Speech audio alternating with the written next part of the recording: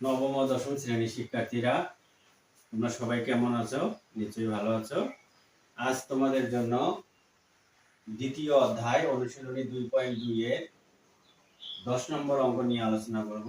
10 নম্বর অঙ্কে দেয়া আছে a সমান 3 4, b সমান 2 4, x belongs to a এবং y belongs to b হয়, তবে a ও b এর উপাদানগুলোর মধ্যে x greater than y সম্পর্ক বিবেচনা করে অন্যটি নির্ণয় করো।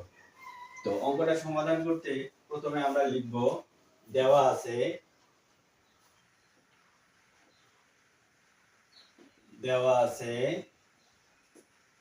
a সমান 3 4,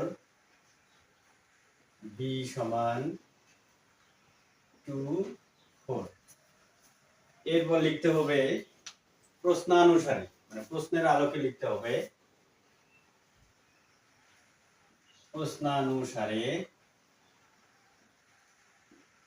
অন্বয় আর রিলেশন সমান। প্রশ্নানুসারে বলছে x, y যেন x belongs to a,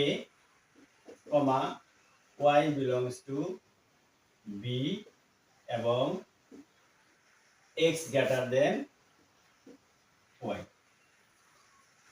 এরপরে আমরা a সেটের উপাদান এবং b সেটের উপাদান দুটো কার্টেসীয় গুণজ করব।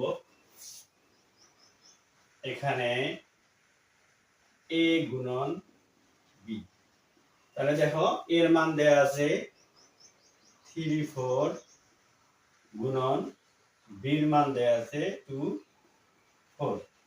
তো এই গুণটা আমরা করব কার্টেসীয় গুণজ। দেখো তাহলে প্রথমে এর প্রথম উপাদান কমা এর প্রথম উপাদান, এর প্রথম উপাদান কমা এর দ্বিতীয় উপাদান, আবার এর দ্বিতীয় উপাদান কমা এর প্রথম উপাদান, এর দ্বিতীয় উপাদান কমা এর দ্বিতীয় উপাদান। তাহলে দেখো কি করব, এর প্রথম উপাদানটা দিয়ে এদিকে যতগুলো উপাদান আছে সবগুলোকেই কার্টেসীয় গুণজ করব।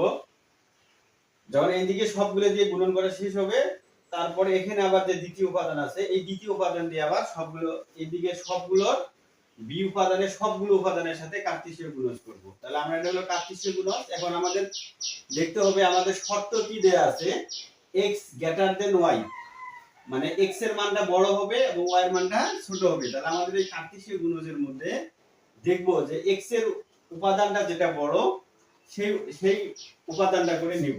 তাহলে অতএব r সমান, তাহলে দেখো x এর উপাদান এখানে হলো 3, প্রথম উপাদানটা হলো x এর উপাদান এবং দ্বিতীয় উপাদানটা হলো y এর উপাদান। তাহলে x এর উপাদান 3, y এর উপাদান 2। তাহলে এখানে যদি x এর উপাদানটা বড় হবে, y এর উপাদানটা ছোট হবে, তাহলে দেখো এখানে x এর উপাদানটা ছোট আছে, তাহলে 3 2। এখানে দেখো x এর উপাদানটা ছোট কিন্তু y এর উপাদানটা বড়, কিন্তু আমাদের শর্তে দেয়া আছে x এর উপাদানটা বড়, y এর উপাদানটা ছোট। তাহলে সেই হিসাবে আমাদের এই উপাদানটা আর হবে না।